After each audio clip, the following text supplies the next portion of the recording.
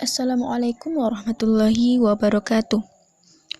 Perkenalkan, nama saya Teti Eprianti dari Institut Agama Islam Negeri Padang Sidimpuan, Fakultas Tarbiyah dan Ilmu Keguruan Prodi PGMI, Pendidikan Guru Madrasah Ibtidaiyah. Nah, pada kesempatan kali ini saya akan menjelaskan tentang teori belajar Brunner dan juga teori belajar Daynes, di mana teori belajar Daynes dikemukakan oleh seorang ahli matematikawan yang bernama Zoltan Pal-Daynes. Dia mengatakan bahwa ketika seorang guru hendak melaksanakan proses pembelajaran, maka ada baiknya seorang guru tersebut menerapkan permainan, karena dengan menerapkan permainan, siswa akan lebih mudah memahaminya. Menurut teori Daynes, ada 6 tahapan permainan, yaitu A. Permainan bebas atau pre-play. B. Permainan yang menggunakan aturan atau games. C. Permainan mencari kesamaan. D. Permainan dengan representasi. Kemudian ada simbolisasi dan formulasi. Kemudian teori belajar Brunner. Teori belajar Brunner ada 3. Yang pertama, enaktif, di mana enaktif ini menggunakan benda konkret atau nyata dalam pembelajaran. Kemudian ikonik, menggunakan gambar dalam pembelajaran. Kemudian ada simbolik, yaitu menggunakan lambang bilangan.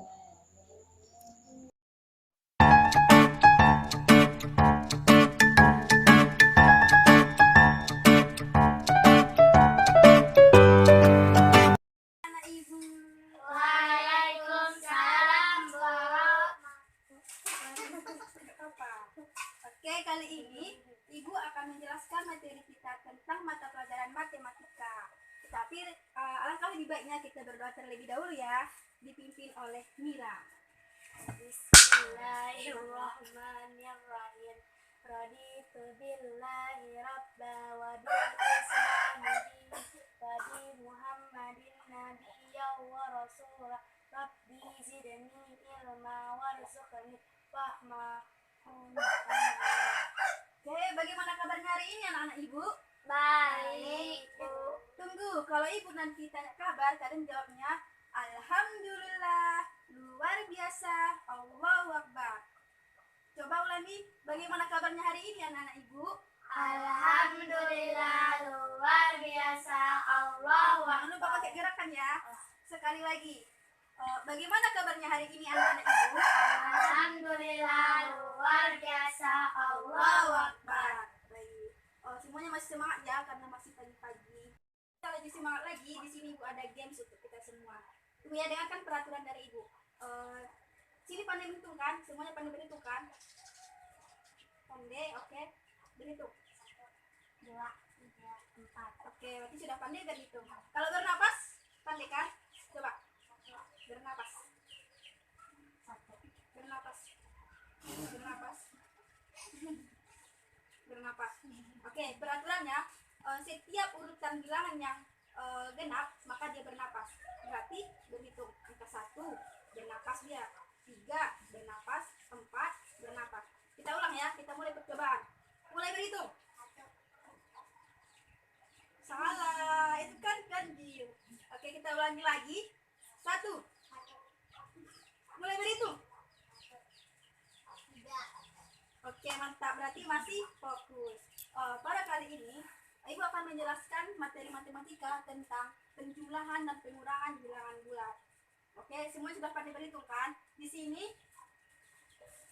Ibu ada 2 macam kertas. Ini warna apa? Kuning. Ini Hijau. kuning, ini hijau. Jadi, anggap yang ini adalah apa? Yang ini adalah negatif. Negatif. Jadi tahu kan apa definisi negatif itu apa, positif itu apa? Yang ini positif, yang ini negatif. Misalnya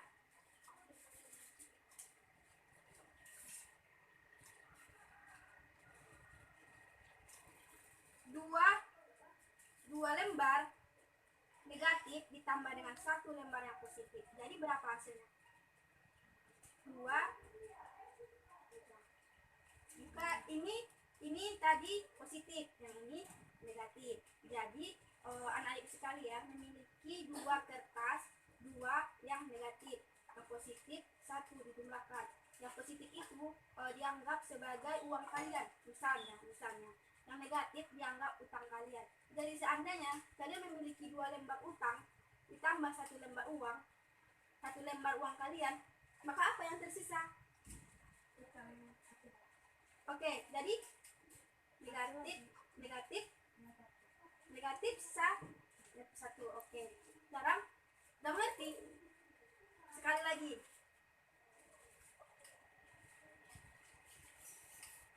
di sini kebalikannya.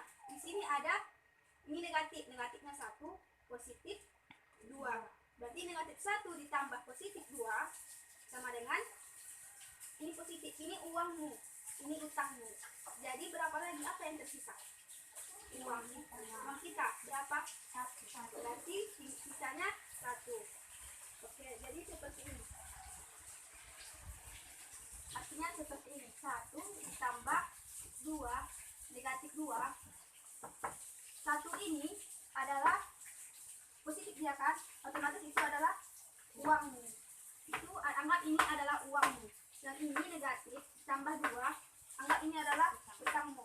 Nah, kamu membayarkan utangmu ini dengan uangmu. Jadi apa yang tersisa? Uangmu 1.000, sementara utangmu 2.000. Jadi apa yang tersisa? Apa? Utang. Sisa berapa? Baiklah, bagus, 1.000 lagi. Ini ya. Sisa 1 itu tadi negatif ya, kalau utang dihapuskan negatif 1. Itu juga dengan yang tadi, dengan ini sama dengan ini ya. Kemudian selanjutnya ibu akan membuat garis bilangan.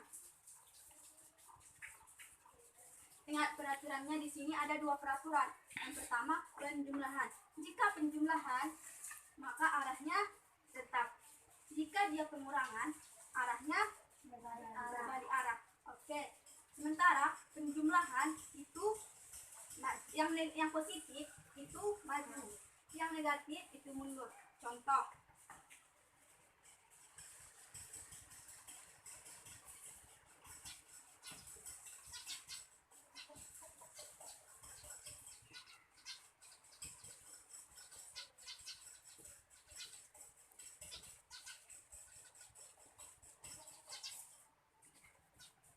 posisi kita ada di 0. Misalnya 2 ditambah 2 sama dengan, ini misal pertama dulu ya, 2. Posisi kita di 0. Arah kita ini kan angka 2 positif, otomatis kita melompat ke 2. Oke, kita berjalan ke 1, 2 ya kan. Nah, karena dia penjumlahan maka arahnya tetap, maka arah kita tetap arah sana ya. Kemudian ditambah 2, karena dia penjumlahan ini maju kan. Berarti kita maju 2 langkah, 1, 2, maka hasilnya berapa? 4. Bagus, tepat sekali, hasilnya 4. Kemudian contoh lain, 3 dikurang 1 sama dengan 3. Oke, posisi kita ada di 0. Kita ada di 0. Di sini ya. 3 ini adalah positif. Ini kan positif ya. Ini kan angka positif, ini negatif ini ya. 3. Maka kita melompat ke angka 3. 1, 2, 3. Kita berada di angka 3. Kalau kita tetap, kemudian karena dia pengurangan, maka di sini mundur.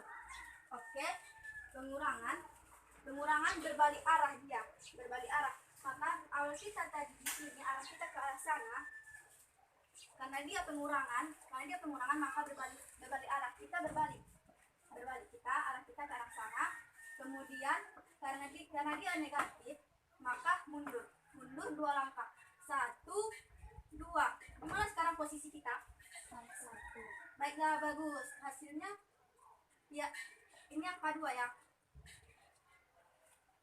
Kita berpindah dua langkah kan, karena dikurang 2 hasilnya 1. Oke, Ibu kira semua sudah mengerti. Sekarang kita praktekkan ya, kita coba praktekkan. Bu di sini buat garis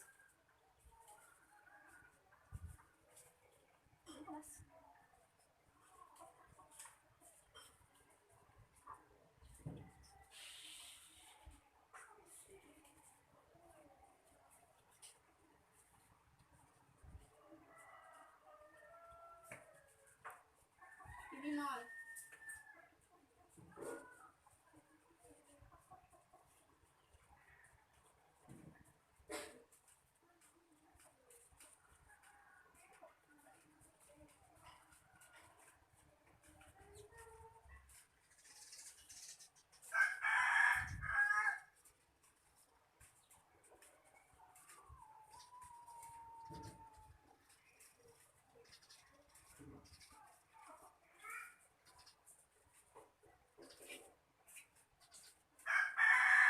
Ini negatif. Posisi kita ada di sini ya. Ada di sini. Oke, misalnya ini 3 dikurang 2 tadi ya, kita coba ya. Kita praktekkan ya. Lihat, Ibu ada di sini ya, di angka 0. 3 dikurang 2. Ibu melangkah ke angka 1, 2, 3. Posisi Ibu di sini. Posisi Ibu di sini menghadap ke sana ya kan. Kemudian dikurang karena dia pengurangan, maka berbalik arah. Ibu berbalik arah ke sini. Posisi Ibu tadi di sana. Kemudian Ibu berbalik arah karena dia pengurangan.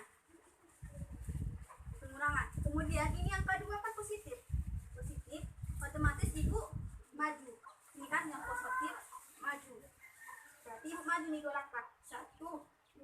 Gimana sekarang posisi Ibu? Di angka 1. Tepat sekali di angka 1. Berarti terbukti ya di angka 1. Seperti itu. Sekarang coba Ibu mau tes ya, Ibu satu orang. Kalau dapat Ibu kasih reward nanti kepada anak Ibu Mila agar mempraktikkannya.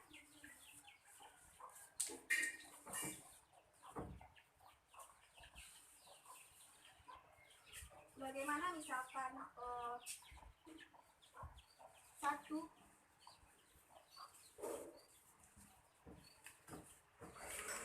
ditambah 1 saja dulu. 1 ditambah 1. Bila di sini. Bila di sini. 1 maju ke angka 1. Dan karena dia penjumlahan, di sini penjumlahan artinya maju. Ya, otomatis maju. Di sini penjumlahan, ini maksudnya ini penjumlahan, arahnya tetap, berarti tidak berbalik arah. Tetap arah ke sana. Kemudian angka ditambah 1 ya. Karena dia ditambah 1 maka dia melangkah 1 angka. Nah, di mana posisi Mila sekarang? Di angka 2. Tepat sekali. 1 tambah 1 sama dengan 2. Satu lagi. Bagaimana jika 2 dikurang 1? 2 dikurang 1. Posisi Mila di 0. 0. Di 0. 2. Melangkah ke angka 2. 2. Karena dia situ pengurangan tadi katanya berbalik arah ke arah sana. Dikurang berapa? 1. Angka 1 itu yang angka 1 itu positif itu maju. Positif ini maju 1 langkah. Coba maju. Hasilnya berapa? 1. Pas, tepat sekali. Beri tepuk tangan sama Mila. Hasilnya 1. Oke, hadiahnya nanti Ibu kasih setelah pembelajaran. Ya, silakan dulu anak Ibu. Bagaimana semuanya sudah paham kan terkait penjumlahan dan pengurangan bilangan bulat? Oke, begini ya anak-anak Ibu, kita itu harus semangat dalam belajar agar ini ya, orang pintar karena belajar. Orang banyak tahu karena belajar ya. Kita penghitungan dan penjumlahan itu ada dasar di sini. Dasarnya dasar dari matematika itu sendiri. Ya, kita matematika itu adalah ilmu pasti ya. Ilmu pasti selalu ada dalam kehidupan nyata juga ada seperti itu. Misalnya ketika kita membeli misalnya kita membeli permen harganya 3.500 ya, kalian membeli 3.500 permen, kalian kasih uang kalian 1.000, kalian beli 3, jadi berapa lagi uang kalian? Ya kan seperti itu. Nanti seandainya kalau kalian tidak tahu pengurangan dan penjumlahan itu, bisa saja kan penjualnya membodoh-bodohi kita, apalagi kita masih kecil kan, apalagi kita masih kecil, masih anak-anak, bisa saja kita dibodohi orang-orang yang berbuat nekat. Oke, jadi mungkin cukup sekian pelajaran kita hari ini. Jangan lupa untuk belajar lagi dan minggu depan kita bertemu lagi. Oke, jadi sekian, kita tutup dengan membaca hamdalah.